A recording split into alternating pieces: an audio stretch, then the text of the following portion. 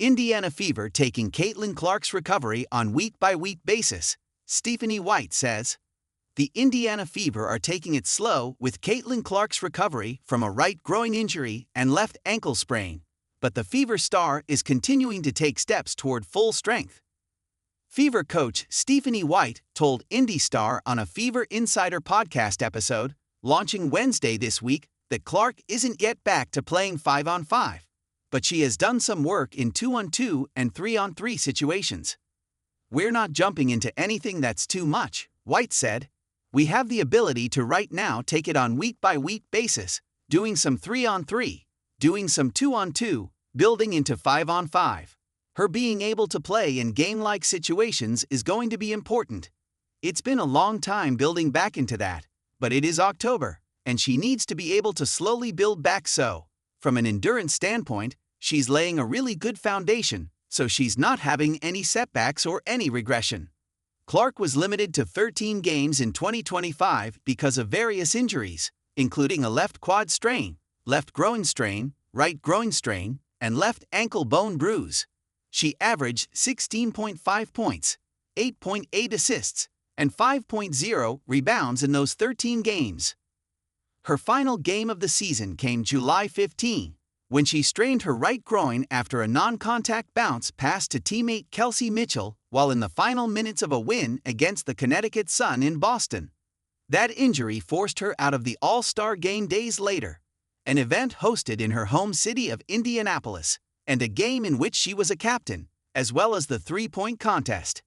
She spent months trying to work back from that right groin injury, but a left ankle sprain August 7, one she called one of the worst sprains I've dealt with in Fever exit interviews, prevented her from adequately testing out her right groin to see if she could return. She was eventually ruled out for the year with 3 games remaining in the regular season.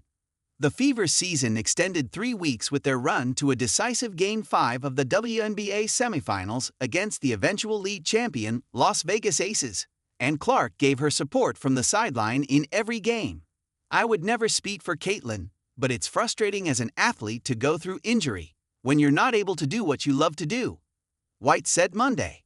"Certainly, having setbacks, then working your way back, then having another setback, all of that is frustrating. While it's frustrating, it's important that we get her back at 100% and that she's comfortable, she's confident, that she's healthy, and that we can move forward in a way that continues to build for her career and her franchise."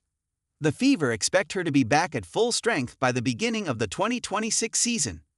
Clark has a bit of an earlier timeline, as she said she hopes to be on the USA Basketball Women's National Team for the World Cup qualifiers, which run from March 11 to 17 in San Juan, Puerto Rico. Still, those qualifiers are months away. Clark doesn't have plans to play in Unrivaled, a 3x3 league based in Miami, or Athletes Unlimited, a 5x5 league based in Nashville, this offseason, either, giving her ample time for a full recovery. And it starts with the fundamentals. Just as much as being on the floor and working skill set and working on movement patterns, is rhythm and timing and balance and all of those things, White said. Now, instead of working on 1 to 2 things at a time, now it's 3 to 4 things at a time. Now we've got decision-making and live action. We've got staying on balance. We've got changing direction. We've got explosiveness. All of these things, and oh by the way, at 90 to 100%, instead of 50, 60 to 70%. It will take some time, but we do have that opportunity right now to begin to lay that foundation.